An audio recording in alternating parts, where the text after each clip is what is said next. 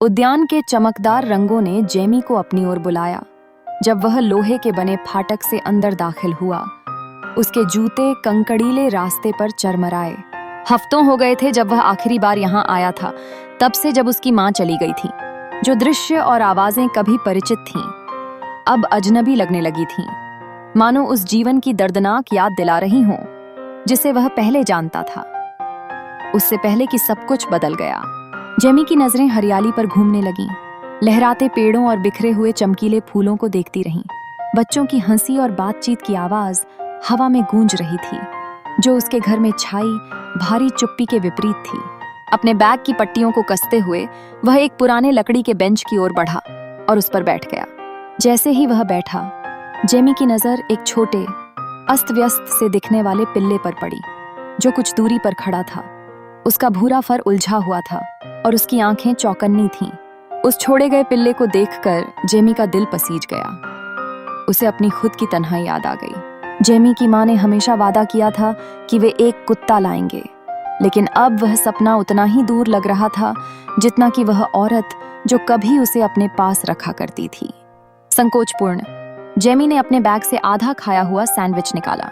उसने एक छोटा टुकड़ा तोड़ा और एक पल के संकोच के बाद उसे पिल्ले की ओर फेंक दिया। पिल्ला चौंका, उसकी पूंछ हिलने लगी और वह खुशी खुशी उस टुकड़े को खाने के लिए दौड़ा।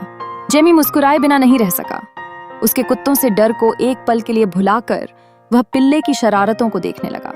अरे छोटे, जेमी बुदबुदाया। उसकी आवाज इतनी धीमी थी कि शायद ही सुनी जा सके। उसे पता था कि जानवर से बात करना बेवकूफी है, लेकिन उस पिल्ले की मौजूदगी ने उसके दिल के दर्द को कुछ शांत कर दिया। मैं जेमी हूँ, लगता है तुम भी यहाँ अकेले हो, है ना? पिल्ला रुका। उसका सिर थोड़ा तिरछा हो गया, जैसे वह ध्यान से सुन रहा हो। जेमी की मुस्कान चौड़ी हो गई और उसने सैंडविच का एक और टुकड़ा फेंका, यह देखता हुआ कि पिल्ला उसे जल्दी से खा गया। मैं समझता हूँ कि वो कैसा लगता है, जेमी ने कहा। उसकी नजरें बेंच के बगल की खाली जगह पर चली गई। मेरी माँ था।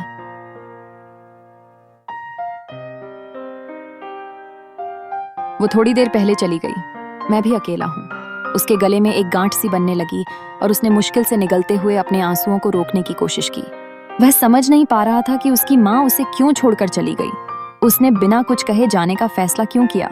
उसकी अनुपस्थिति का दर्द एक स्थायी, कुतरने वाला दर्द था, जिसे वह हर दिन अपने साथ लेकर चलता था।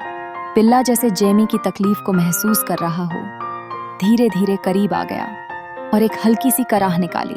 जेमी ने झिझकते हुए अपना हाथ बढ़ाया। उसकी उंगलियां पिल्ले के उलझे हुए फर को छू गईं।